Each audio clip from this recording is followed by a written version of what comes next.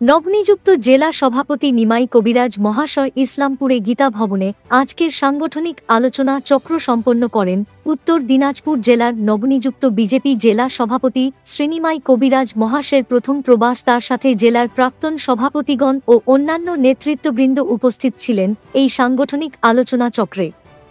প্রবাসকালে ইসলামপুর বিধানসভার অন্তর্গত সকল কার্যকর্তাদের সাথে পরিচয় পর্ব ও সাংগঠনিক আলোচনা। উক্ত প্রবাস কার্যক্রমে ইসলামপুর বিধানসভার 1, 2, 3 ও 4 নং মণ্ডলের সকল কার্যকর্তারা উপস্থিত ছিলেন এই সাংগঠনিক আলোচনা চক্রে।